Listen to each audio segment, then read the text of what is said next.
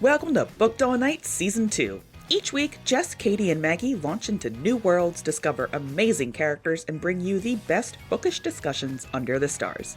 We're a cozy little corner of the internet, so be sure to leave a comment and join the polls after each episode. And don't forget to hit subscribe so you never miss a chapter. Alright, my little Libranauts, grab a seat, grab a book, and join us as we explore some new pages. Before we dive into today's episode, we want to provide a brief trigger warning. This episode discusses topics that may be distressing for some listeners. We encourage you to take care of yourself and skip this episode if you feel it may be triggering. Your well-being is important to us. Thank you for listening. So, Rebel Witch. Ooh. 11 through 20. Oh boy. Oh boy. Oh boy, oh boy, oh boy. All right, so we basically open with Rune pointing a gun at Gideon, right? Because he stalks her through and he goes to where she's getting fitted for her wedding gown to Soren, who gives me the capital I ick, by the way. Absolutely. Ew. I don't even know what he looks like, right? I don't have a clear picture in my head. I just hate the things that he says. Like every time he has dialogue, I want to throw up. I'm just, he's so gross. I cannot stand him. And Gideon worms his way into the shop, almost starts a fight with the matron because she's like, you don't belong here. And he's like, yeah, well, my fiance is getting changed. And it's like, yeah, there's only one girl getting changed back here. And I know she's not your fiance. So get out.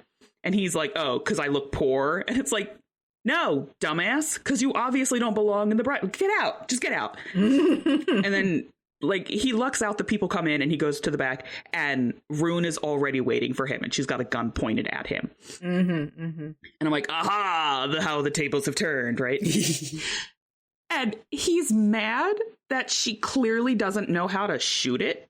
He's more upset that she doesn't know how to handle the gun than he is about a gun being pointed at him. There's even one part, he's like, I shouldn't tell her. I shouldn't tell her. I shouldn't tell her. The gun's not cocked. She's like, damn it. And he gets upset with Soren, right? He's like, oh my God, he didn't even teach her. He gave her a gun, but he didn't teach her how to shoot it. What an asshole. And it's like, I don't know. I feel like there's more pertinent things to be upset between the two of you about, but okay, sure. I stopped reading at the end of chapter 13, so the last thing I have is the one of where Soren walks in and finds them. And Gideon has the gun and pulls Rune back and is like, one more step and I'll put a bullet in her head. Which was a wild cliffhanger for me to leave on. Then I didn't pick it up because I was afraid I was going to keep reading and not put it down to be able to be caught up for the podcast. The cliffhangers are where these chapters break is, for me, a masterclass, right? Yes. Every single chapter ends in a place where I want to know what happens next. There's not a single one that I have read yet where I'm just like, yes, okay, what a good place for me to put this down and go to sleep. Yes, I know, right? I was so upset when I had to put this down when I got to the end of chapter 20, because I'm like, one more chapter. Come on, I don't think Jesse will mind. Just one more chapter. Right? Listen, Katie and I complain about it all the time, but as you know, and as I know, we cannot be trusted to read more than 10 chapters at a time because we don't know where things end, and we'll sit there and it'll be Death at Morning House all over again, where we're like, okay, so this definitely doesn't happen in this section, but it matters, right? So we can't, because not a single one of us can be trusted. Not one. Yep. Not one of us. Our brains are too mush, too full of holes to keep track of everything. Yes. But basically then after Gideon's got Rune quote unquote held hostage, they back out of the bridal shop, and I find it so funny, the entire time they're backing up and Rune has to be like, no, the door's on your left, and guiding him to outside. Your other left. That was so funny. They get out there, she's getting covered up, right? Because she's still in her wedding dress by the time they get to the Arcadia, to the ship. So they're running away together. He's like, what is the plan? She's like, I can't tell you. They get up to the ship. And you find out not only has Rune booked them both passage, she booked them passage as Mr. and Mrs. Sharp. Gideon Sharp. I was on the plane when I read that, and the self-control it took to hold in that scream surrounded by strangers, because I wasn't even sitting next to Teddy, and I couldn't even just like slap his arm repeatedly as like an outlet of my feelings. I was sandwiched between two people in the middle seat, and I'm just like, ah! Like, for our audio listeners, I was shaking the book. I cackled. It was so funny. I'm like, of course she did, right? Of course she did, to get this little sweet. And it's okay. Cream of the crop right here. This was beautiful. So obviously, like, we all have tropes that we love. We just finished up our interview with Shelley Page. So if you haven't listened to it, it was literally the first episode of this season. Go back and give it a listen. We played Space 'em or Embrace 'em. Super fun.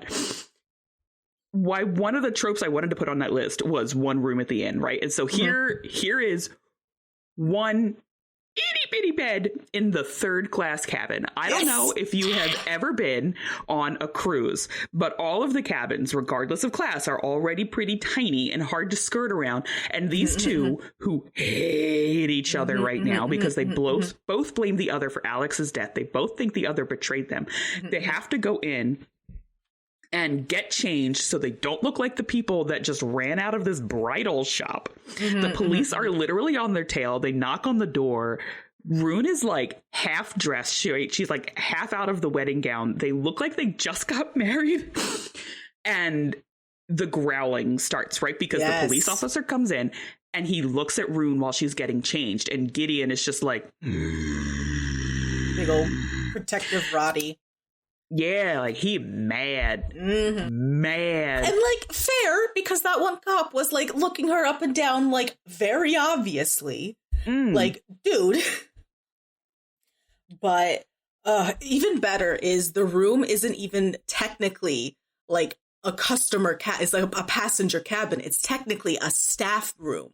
Yes. So it's not even like meant for other people. It's obviously of like a step lower on the quality scale. Yeah, it's not even like third class. Like they label it the third class cabin, but it's if you've ever had to be somewhere where like you're the staff and you stay somewhere, you have below the lowest of class accommodations. So this place is tiny. It's got like no place for the luggage, and the bed at best is a full size at best because they both fit on it. So I don't think that it's a twin. I think it was at one point there was a line that said if Gideon sprawled on his back, he'd take up the entire bed. The entire thing. I also want to point out the line, Gideon stalked toward her, which with 3 feet of space to move in only required half a step. That is how small this room is. And I am a sucker for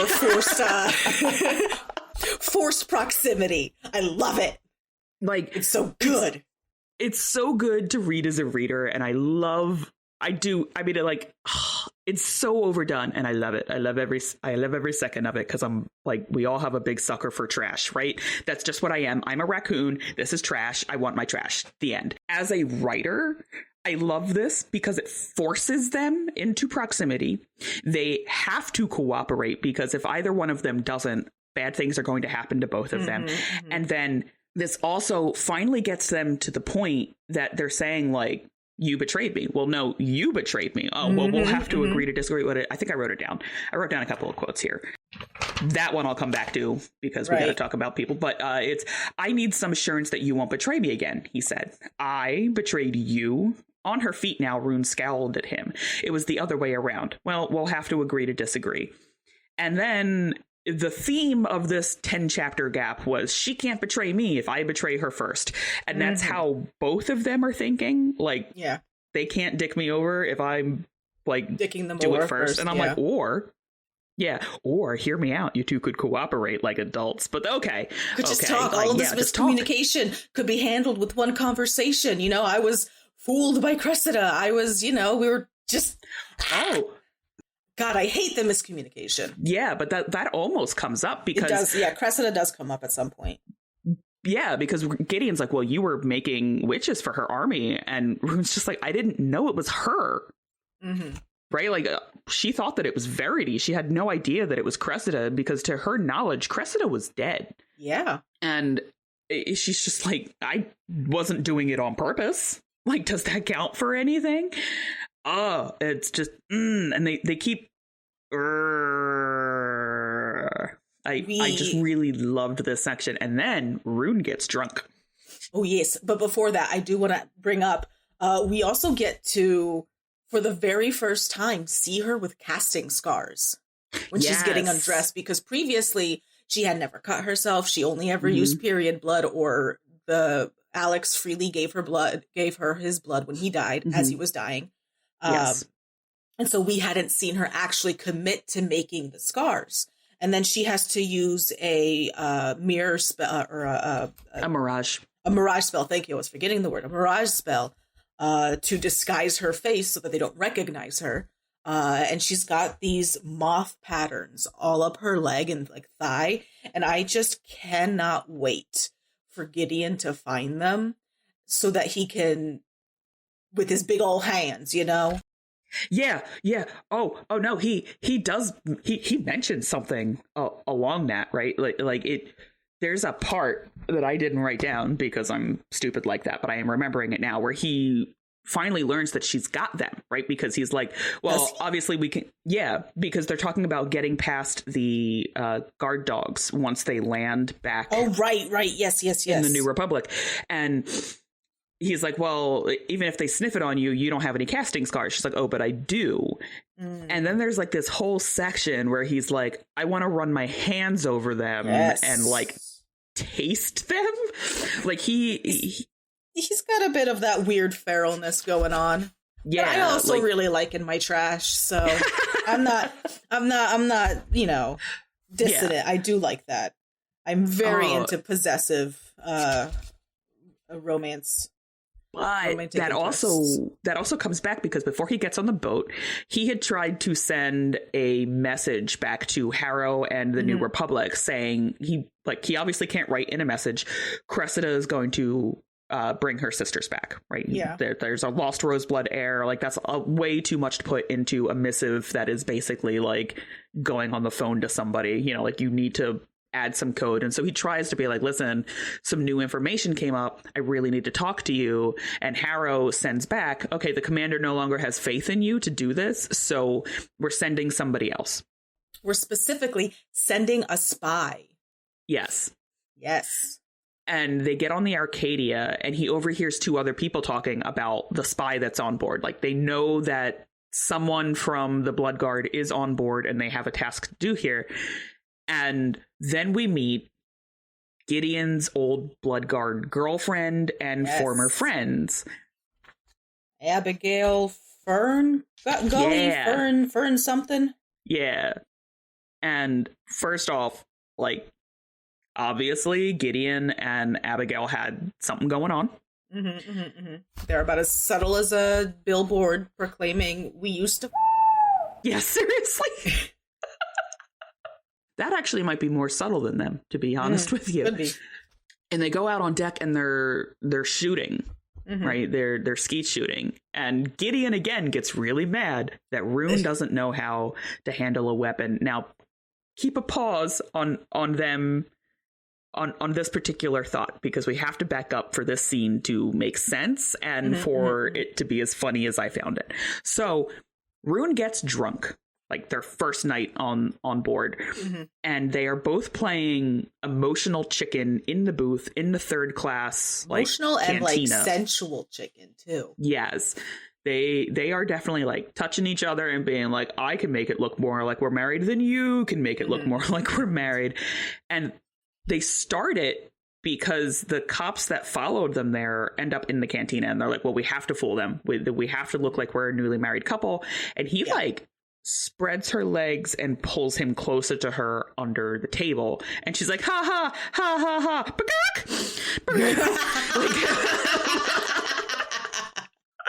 So she downs 4 glasses of wine. Yeah. And she gets real drunk real fast because, as we know, Rune is very tiny. And she starts like saying shit and being like, you're a piece of shit and I hate you. And so he finally like picks her up and just carries her to bed. And there is a scene there once they're in the room and he starts taking off her shoes and taking off her dress, and she sits up and she's drunk and she's like, what you doing? And he's like, right. And it echoed when Alex did that, right? Like in Heartless Hunter, when she was tired after failing to save Seraphine that night and then hosting a party and also going to the opera and trying to like play Gideon and having that failed, she was exhausted and she got into bed and Alex tenderly undressed her, which is just a weird thing to say. Yeah. And so here's Gideon, who, if they were married, if they were in a relationship again, this particular scene would be very sweet, but it's very weird that he's doing it here because A, she's drunk and he's sober and they hate each other.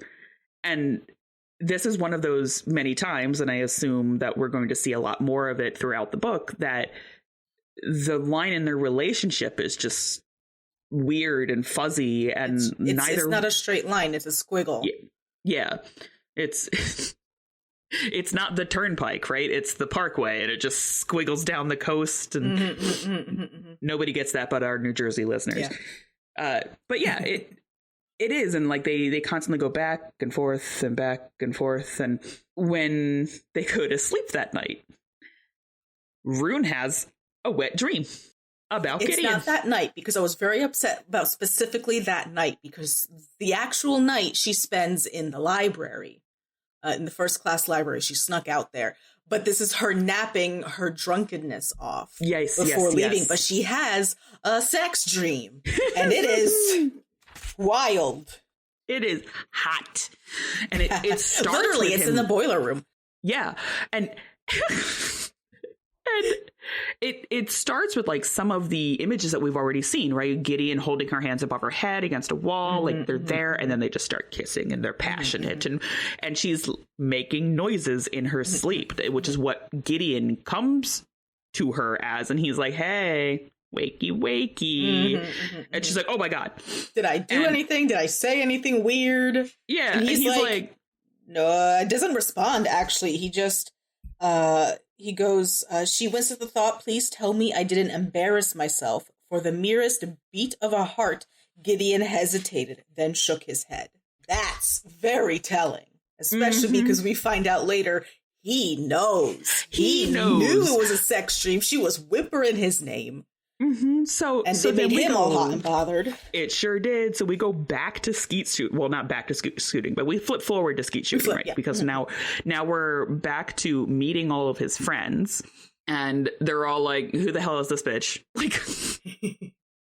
Like every last one of them is just like, "How did you score that? What are you doing? What are you doing with your life, Rune? That Gideon is the man for you?" And obviously, he starts ignoring Rune because he sees Abigail, and the truth is that he is not with Rune, even though that's the like ruse that they have to keep up, and it winds up backfiring on them. But first, we have Gideon upset that Rune doesn't know how to shoot a gun again, and he is like upset. He's like, "Ugh, who let you have a gun but didn't tell you how to shoot a gun?" Which is a fair thing to be upset about, but maybe not in this situation. Right? Like, who gave you a gun but didn't teach you how to shoot a gun? Also, I'm trying to kill you and bring you back to the country so you can die. Like, also, we used to screw, but we don't screw now. I feel like I feel like the specific, like, he's getting upset she doesn't know how to use a gun thing is going to pay off in, like, a scene where, like, they're facing each other and they got guns pointed and she's going to shoot and miss.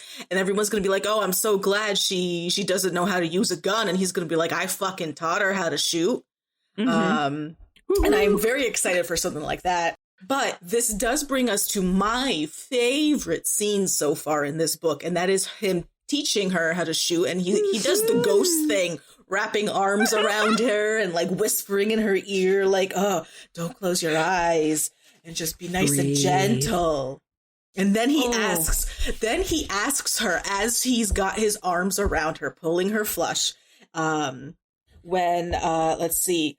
They fell into an easy rhythm, Rune shooting, Gideon correcting her form, reminding her to breathe or to follow through when pulling the trigger. When she finally relaxed, his rough cheek brushed hers. "What were you dreaming about last night?" His voice was low near her ear. when you called out for me. And then her shot goes wide. Yeah, like, what is the lines? Humiliation flooded her like hot lava. Like, yeah, oh boy, do I bet he does. And then she's like, oh, trust me, you don't want to know what that was about. And he's like, oh, well, now you have to tell me. Rune, you're distracting me. Am I? We were arguing about a cravat. You're lying. Tell me the truth. And then she hits it, but he's already gone to go back with Abby. Yeah, so she turns around and she's like, Gideon, I hit it. Did you see? And then he turns straight to Abby because Abby comes up like, hey, Gideon, did you want to do actual game of cards? And he goes, always. And he just lets her go. And every scene with Abby was like a punch to the heart. I'm tearing up on the plane as I'm reading this. And every single moment of just like him giving Abby so much like attention. And very clearly enjoying it a lot more than he was enjoying his time with Rune, to the point where one of his friends was like, oh, is he always like that? Attentive to other women at your expense. So we've got like some things up in the air, right? Because this scene is where this section ends. So we have there's a spy on board. We don't know who it is, but there are a bunch of former Blood Guard members who say that they're like, oh, I think they went too far and I'm no longer a member, but I don't believe a single one of them.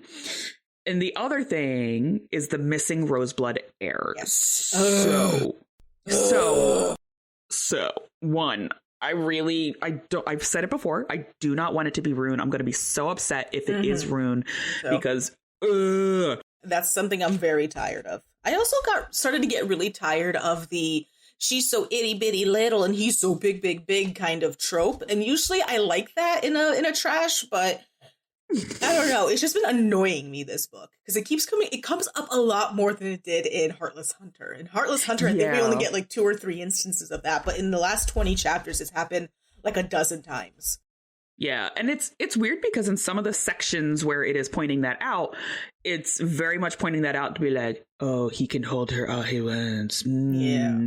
And then in other sections, it's pointing out how dangerous that is, that he is so much bigger. And if he wants to, he can hurt her before she has a chance to get blood out to cast.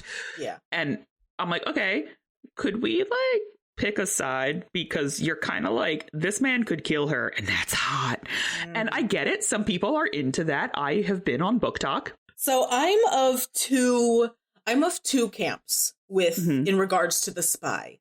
I obviously is very much setting up for Abby or one of the friends. And the only really like named friends that we get besides Abby is William, which is the same guy who came and tried to pick her up at dinner the night before. Gives her a bottle of wine and is like, do you want some company, before Gideon shows up, and he goes, she's already got company, and he skedaddles. Yep.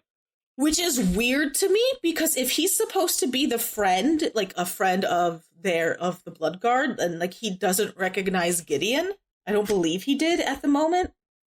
I feel like obviously canonically we don't know, but I feel like he probably did recognize Gideon once Gideon showed up, which probably really outed that was Rune, given that the Blood Guard believes that Gideon has fallen back for her and like is a thrall for her.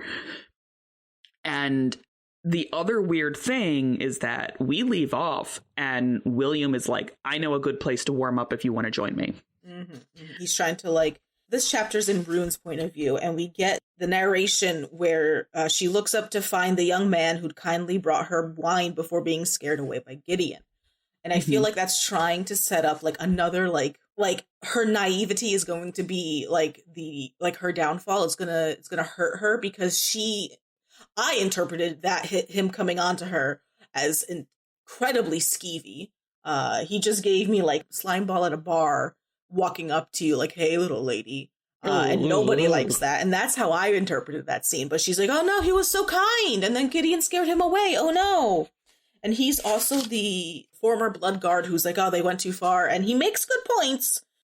They just became witches without magical power. Yeah, they ended up doing all the same things. And so Rune is there. She's like listening to that conversation. She's like, oh, there are like sane people left. And I do agree. Like, they are former Blood Guard and you are a witch. maybe we don't make friends. Maybe we're like a little more cautious than you are currently being. And the other part is, I think William is very blatantly the spy. And like, I hope I'm wrong, right? Because we're about to go up to chapter 30. I always hope that I'm wrong about things. Yeah. But we also have learned that one of the big things in this book so far has been anyone can betray anyone. And there's a lot of a big theme of betrayal. So I feel like it's setting up for their companionship, their friendship. And then it's going to be William being the spy and like betraying her and breaking her heart. But I also feel like Abby might be the spy, mostly because like she served with Gideon. They survived together through the war, through the rebellion. And he praises her skill a lot. And then she left what was a comfortable position in the guard, a position that made more money, to take a serving position on the ship, which clearly is not paying as much as being on, the guard's payroll at this point. Yeah. And he makes special note of that too. He's like, I wonder, like, the pay can't be that good to be here. But I don't know if it's one or the other. So I have theories, which I finally get to have now because I haven't read this one. This is very exciting. One, for Abby, either Abby is the spy, right? Abby or William, kind of like obviously, right? Or Abby is there as a foil to Gideon because Gideon is still Bloodguard and he can't fathom why anybody would leave. Right, he brings up, like, as you mentioned, he brings up the pay, and he is like, well, the pay can't be that good being here. And what if, just for a second, Abby is telling the truth and she left because she's like, they went too far. Gideon can't imagine somebody being a part of that organization and willingly leaving. Yeah. And going and taking something that's, especially given his background, he's like, why would you take a job with less money? And she's like, well, I wasn't happy at my last one. So I went somewhere where I didn't have to think about these horrible, terrible things. If you assume Abby is not the spy and running with a story. Then we have William, who I think is the spy, right? Because now that I'm thinking more about it, he does seem to be much more suited to the role, because a lot of what we get from Rune's point of view of Gideon and Abby's relationship is that she's fawning over him. She's very much like enjoying his attention, and she's almost being painted as just like a girl with a mega crush, or like still lingering love kind of from their former like relationship. You know what she strikes me as? Have you ever like interacted with the girls that are like, I'm just one of the boys? Yes, a pick me. She does give pick me. Oh my god. Yeah. She's a sorry, I keep cursing this episode. I'm getting so emotional about these chapters. I mean, like, these chapters were so good. They were so good. Oh, there were so many like great scenes that I loved. I was really upset when she did go spend the night in the library instead of like forcing herself to like be in the proximity with him, because I love that. I want that scene of like them like lying next to each other, have like an inch of space between them, and them being like, they're so close I could touch them and I could kiss them, like his breath, I can feel his breath on my face kind of situation. I mean, like, I feel like given the setting that they are sleeping in, we're going to get that though. Like, and if we don't, things don't explode before tonight, and we don't, and I will be very upset if things explode before they get a chance to sleep in the same bed unwittingly. Well, the good news is that right after we're done recording today, you can read up to chapter 30. And then I'll forget everything by Thursday, but listen, do you know that like notebooks exist? Listen, I don't want to stop reading to put notes down. I want to read the book and enjoy it in the moment. Excuse me, I do not stop to put notes down. I read and then I put my notes down. I don't know. I feel like I would want to take notes concurrently, to be like a live tweeting my own experience, except to a Didn't I have to do that for class? Didn't that? Yeah, we did. Yeah, we did that for Wolf. Dr. Wolf. Shout out to Dr. Bill Wolf making us live tweet our notes like losers. But okay. So my last theory is, one, I really hope that Rune is not the lost heir. And God, I hope not. My theory as to why she's not is that Cressida has not already killed her. Because I feel like Cressida would have known. Well, no, I think it's like set up that she was like the lost Roseblood was like taken away, or like she's under an illusion or something. She's hidden by Sibyls who obscure her location. And I feel like I'm pretty sure it was brought up at one point. Like Cressida didn't even know who they were because she couldn't find her. That's like wasn't there. Like it was she was taken away early on. My thing with, obviously I hope not, because that trope is like, but also that would be such happenstance, right? And as I've recently refamiliarized myself with On Fairy Stories by Tolkien, it would be eucatastrophe, where it just happens that, you know, you were in proximity to this and it saved them from their doom. So my theory right now is that it's not Rune, but it's the Sibyl she's trying to rescue. And that would make sense. That would make sense why the Sibyls take her, is because she is a Sibyl. And they want to hide her. Yeah, that's true. That's a good point. I didn't think of that. Because I was thinking, like, because I keep getting caught up on the signatures that they leave behind when they do magic, where not only like the image, but the scents, the smells. Like it's been described that all of the bright neon signs. Rune casted this. Yeah, where, you know, like all of the Rosebloods have like a rosy, flowery scent to them. And Rune's has been described as like salty air and ocean. And part of me is like, if she were the lost Roseblood sibling, would her scent have been affected by that? Because she has the Roseblood blood in her blood. How many times can I say blood and blood, stop being a word?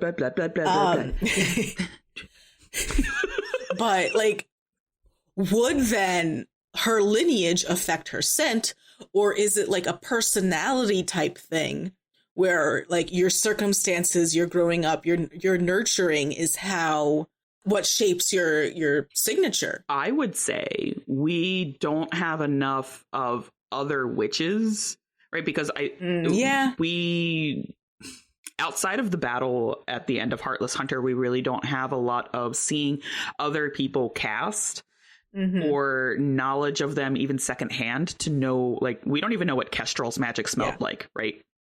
Yeah. Or what her casting signature was. So I think we can't have that argument about nature versus nurture. Yeah, that's fair. But like, that's why I'm really upset that we didn't get any kind of like Seraphine training, even montages, just like a little bit of more interaction with Seraphine outside of like the brief, like, I can't believe you're doing this at the very beginning when she finds out that Rune wants to leave. Or whatever the hell it was. She said, it's been so long, I don't remember. But they had like 2 lines exchanged, and that was it. Do we know if the missing Roseblood heir is older or younger? That is a good question. Because now I suspect Seraphine. But also to bring that up, because in book 1, Seraphine had an important role, right? Everything revolved around rescuing her. And now she's like not present. It doesn't specify the age, but it does do a very specific thing where it also does not say it is a sister. Oh. And so far, only women have been witches that we have seen. We haven't seen male casters at all. And they very specifically use they, them for them when they're referencing the sibling, when Cressida's referencing the sibling while she's got Gideon captured in the bathroom. So either knowingly the sibling is non-binary, or they simply don't know the gender. They simply don't know the gender. It's non-binary. It could be a man. Could be a brother. In which case... I just had the horrible thought, what if it was Gideon? No. Nope. But it could be anyone. Anyone can betray anyone. Witches, I guess. I don't know. I mean, it's a running theme. Yeah, it's a running theme.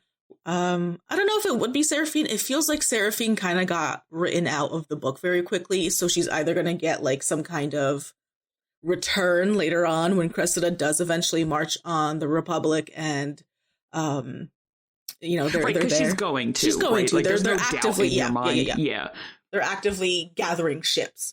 And like their whole plan was to march in like a couple weeks or something. Yes, I really hope it's not Rune. I do not want it to be Rune. I want it to be a character we have not met up until this point. I had a funny thought last episode that, like, what if it was the actual Verity de Wild? Oh. And now she is dead. Yeah. Yeah. I just had the thought, what if it's Harrow? Because we did suspect Harrow for a while of being a witch. We did. We also have, like, Harrow is weird, right? In Heartless Hunter, Harrow is like, yo, go sleep with her and like make sure you kind of like do a gynecological exam and make sure she's got no casting scars. Like she's really into making sure that Rune doesn't have any casting scars. And then here we have all the missives between them with, you know, it can't be you anymore. Right? Like you're too compromised. The good commander wants to know if you've so the Crimson Moth is still alive. I need a few more days. Yeah, so nobody believes in you anymore. We're sending somebody else. What if Harrow is, right? Because we discussed that, like, it's absolutely possible for you to have been a witch and then just not cast. You're not cast. Yeah. Well, no, you do know, because you know upon your first period, that's how we find out. Yeah. Rune was a witch, because, you know, your period blood turns black or whatever it was. Yes. Yeah. But we don't know that about Harrow. I would assume that she is not, given where she is, but at the same time, like she was real sus, crazy insistent. And that could absolutely come from like the self-hatred of finding out after. Could you imagine if you went through all that Harrow went through and then you find out that you yourself are a witch? Like there would be a lot of self-hatred for that. And I can see that getting displaced to other people. But that's also something that world building wise, I don't think that we know enough, just because it's a duology. It's relatively short. It's pretty confined to where it takes place, right? It's the New Republic and Kalis, and even Kalis we didn't see for very long. We did not. We're going right back to the New Republic, and I want more of this world. Yeah, me too. Like I love that it's very much character focused and character heavy. Yeah, but you know, specifically the Rune and Gideon and not much else. Like just a few ancillary characters we get a little bit of, but I do really want more of the world. I want the lore. I want the magic system. I want to know everything. And we don't get that. So far, at least. There's still 40 chapters left, 50 chapters left. Yeah, also in Heartless Hunter, we had the, what are they, epitaphs, right? At the beginning of the paragraphs. We don't have those here. Yeah. So craft-wise, we're missing a few extra things for us to fully speculate. But at the same time, I think Heartless Hunter put that down for us pretty well about what we do need to know, because what we are speculating is not canonical things. Right? Yeah. At the end of the day, I don't really believe that it matters what other witches are doing, because we're not focused on other witches. We're focused on Cressida and Rune. Unless Harrow turns out to be the mastermind controlling everything, it doesn't really matter if Harrow is a witch or not. That's fair. There is one other character that I really do want to know more about, and that's the commander. Yeah, we don't see much. We don't even actually see him face to face in the last book or in this one yet. Yeah, he's just this mysterious thing in the background, and we know that he exists because he went to Gideon personally to recruit him. Yeah, so it's not like shadow puppet government, or if it is, they have a puppet in the front to be like, here, cast a shadow, right? But we don't really see him. We don't interact with him as readers. We don't get to kind of be in awe or in fear of him, and so it's is he the one doing things? And what ultimately led him to lead a rebellion? We don't know that. And I wonder if at the end of the story, will it matter? Yeah. Because there were so many other people to join this that had other trauma that we're like, oh, well, yes, the rebellion is justified. Okay, maybe not that far, but like it makes sense. Yeah. I want to read up to 30 now. Can I read up to 30 now? Yeah, we can do that. Do you want to end the podcast right now and we can just go and read? I kind of. That's a wrap on this episode of Booked All Night. We'd love for you to be a part of the conversation, so don't forget to rate the show, drop a comment, and share your thoughts in the episode poll. And remember, subscribing means you'll never miss an episode or interview as we launch into more amazing stories together. Booked All Night is produced by Rob Cook and his cats. So when you share your favorite episode, be sure to tag us at Booked All Night Pod on Threads, Instagram, and Facebook, and say hi to our guy in the sound booth.